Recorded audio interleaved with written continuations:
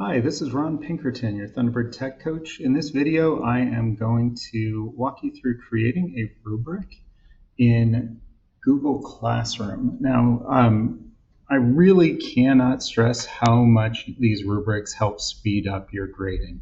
So as we go through this, just consider adding rubrics even to the most simple assignments.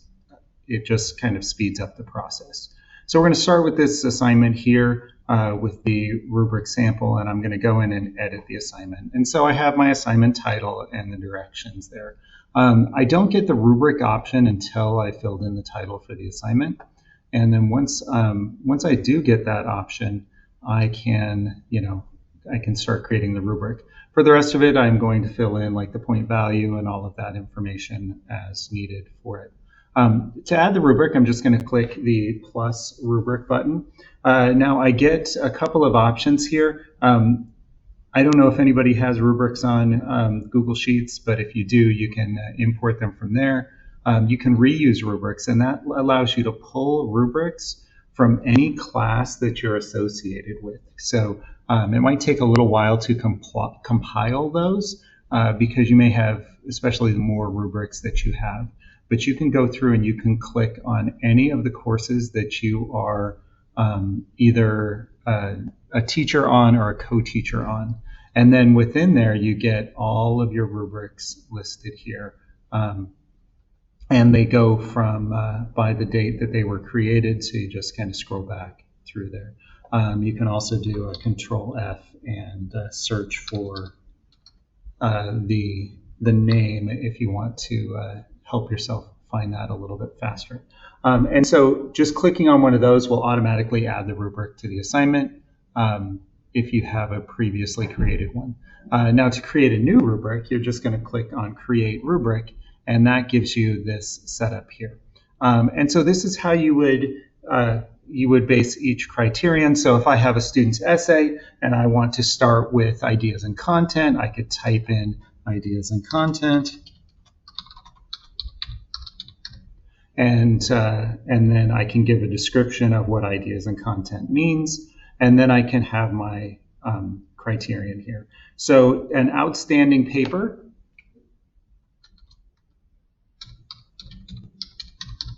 might earn 10 points in ideas and content. And then I give a description of what an outstanding paper looks like here. Then I can have a highly successful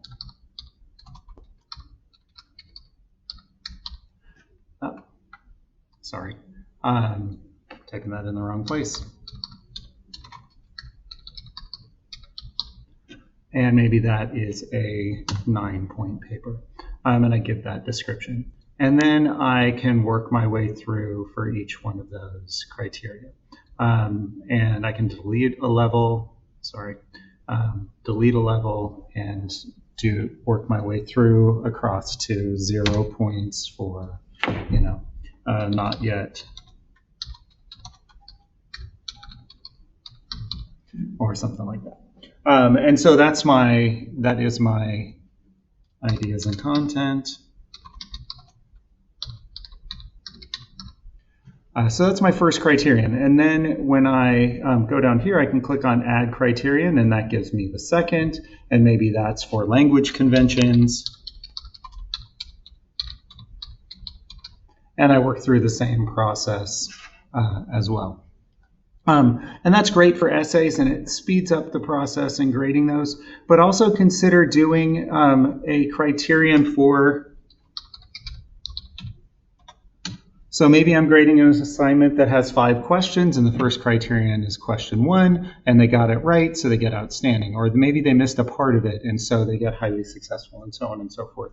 So if I have a 5-question assignment, then instead of filling in a grade and comments for each one of those questions, I can click on the rubric, and that's going to tell them how they did on that question, and I can get through those 5 questions fairly quickly. And using my ThinkPad in tablet mode, I can just tap the rubric, so I don't even have to scroll or click or anything like that.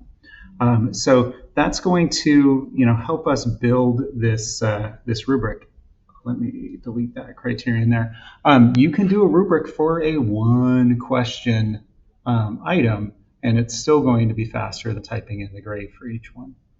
So once I've created this rubric, I hit save, and now my rubric is attached. So when I start grading the assignment, once that's assigned, I will be able over here to just click on the level of rubric for each one.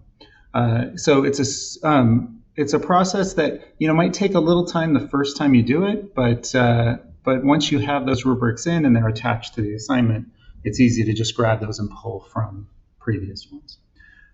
So there you go. That is creating a rubric in Google Classroom.